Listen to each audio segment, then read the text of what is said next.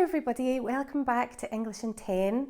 My name is Natalie, and in today's lesson we are going to look at formal verbs that you would use in more formal settings. For example, at your work, perhaps at university, if you work for yourself, if you're self-employed. We're going to look at a few vocabulary words that we would use in these situations, rather than the more informal verbs that we're used to hearing or that we more commonly use in everyday life and everyday conversation. Okay, before we get started, please don't forget to subscribe to our channel and turn on the notifications so you always know when we publish a new video. Let's get started. If you have watched any of the phrasal verb videos that we have on the channel, you will have heard me mention that it's very normal for native speakers to always use phrasal verbs instead of more formal alternatives. Now, most of the time, people do it without realising it. It's just the natural way that we speak, and that it's more casual to always use a phrasal verb alternative that has the same meaning. And in work and more formal situations, the opposite can be the case. So we're going to take a look at a few verbs that you will hear and you would use if you were working in a formal office environment in the UK or any other English-speaking country. Now, the first one that I want to use is an alternative to get in touch with somebody. If you wanted to get in touch with someone, you would send them an email, you would call them, maybe drop them a text. But in a work environment, in a more formal situation, we would use the verb to contact. So you need to contact somebody to get further information, or you need to contact somebody to present them your product that you are trying to sell. So instead of to get in touch with somebody, in a formal setting, we would say to contact somebody. Let's take a look at another one. The second more formal verb we're going to look at is more based around university setting, a kind of professional development setting. And that's when you have to, for example, complete an assignment, write a report, and then you have to hand it in. Now, hand something in is a phrasal verb, and it's perfectly acceptable. And in a lot of situations, it would be absolutely fine to use it. But if you want to be more formal about it when you're speaking to your professor, for example, the word that you would use, the verb that you would use is to submit. So you submit a document. It's the same for any formal government application, for example. You would submit the paperwork. So in those kind of formal situations, rather than hand in, we say submit. Let's take a look at the third one. The third verb we're going to look at is the opposite of hand in, which is hand out. People hand out flyers in the street, for example. Maybe if you go into the city at night, people will hand out flyers for a nightclub or a bar to give you more information. Now, the formal way that we say hand out is to distribute. To distribute. Now, in an office environment, you're probably not necessarily handing out physical things, but maybe you have to distribute merchandise, distribute product. So this is the word we would use for to hand out in a formal setting. Now, here's a bonus for you. When you start in a job, often, if you're part of a team, on your email, you will have lists of groups of people that you can send an email to. For example, if you join, let's call it the A team. If you join the A team and you want to send an email to everybody in your team, but you don't want to have to type everybody's names, there's a list. You can just type A team and it goes to everybody, right? You know this. That list is called a distribution list. A distribution list, because you are distributing the information to everybody on the list.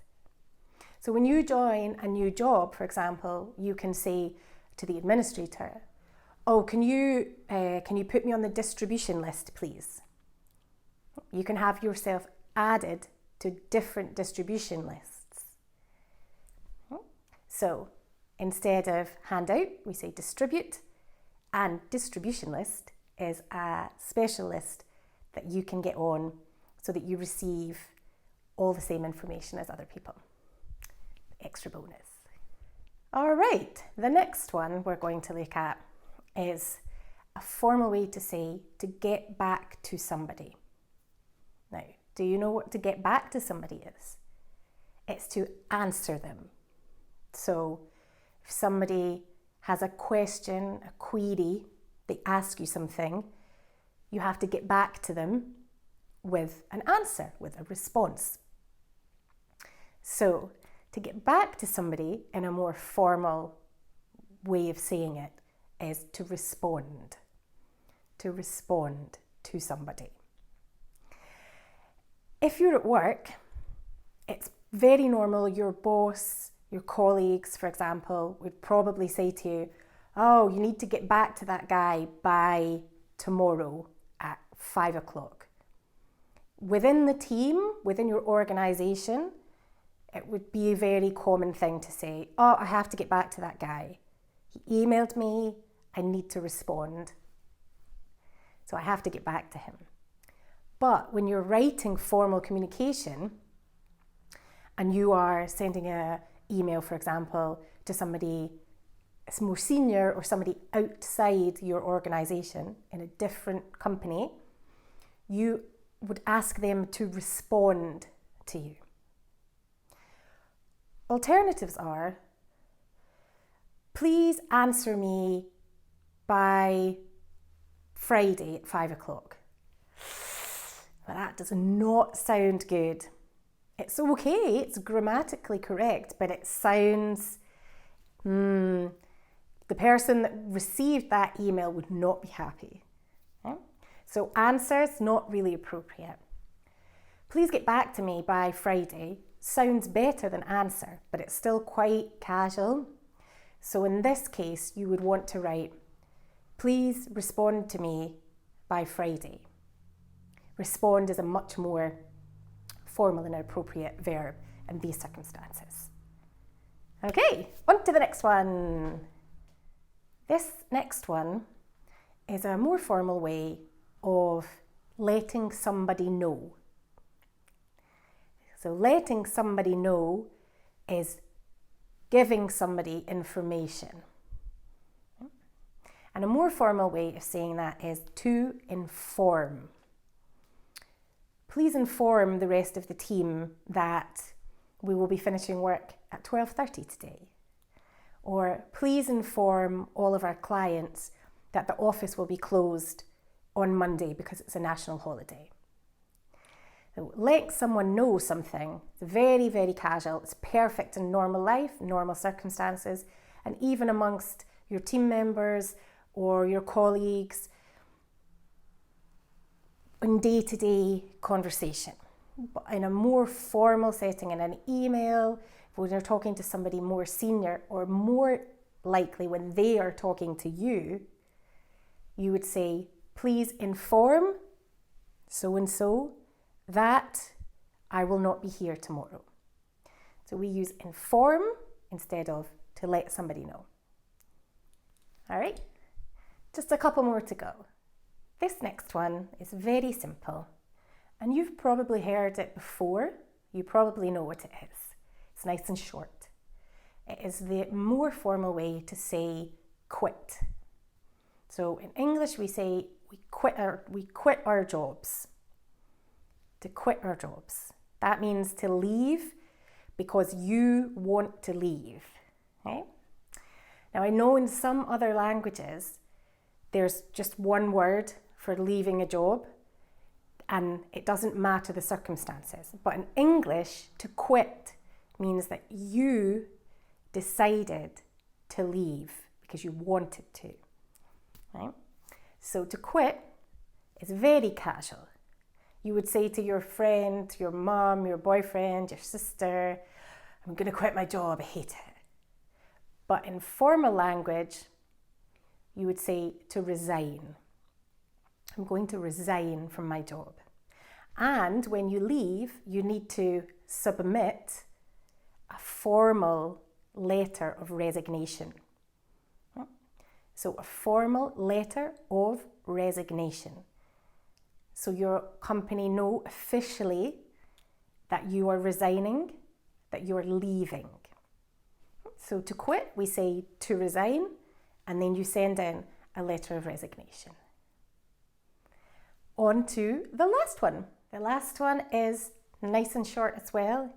It is the more formal way to say to get.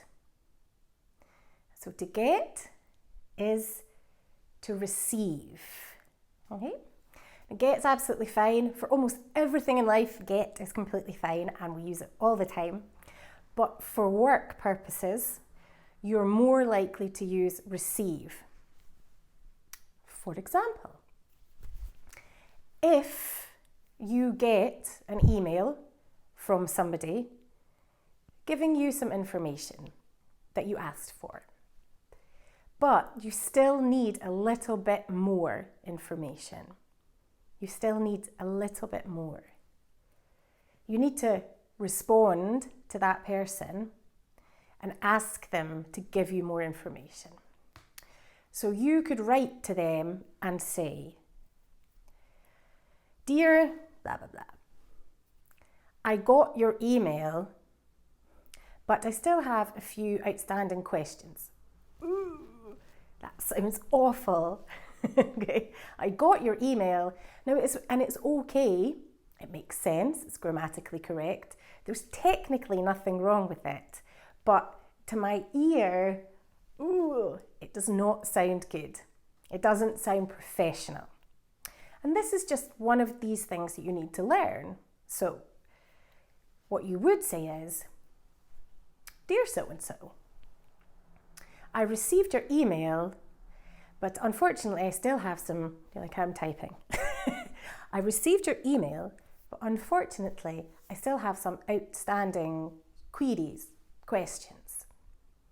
And it sounds much more professional to use receive rather than get. All right, and that is it. That is our lesson for today.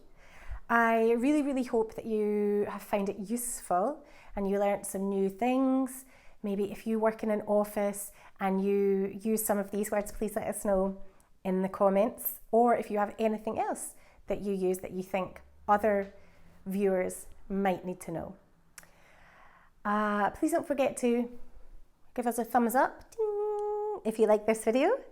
And I look forward to seeing you next time. Bye.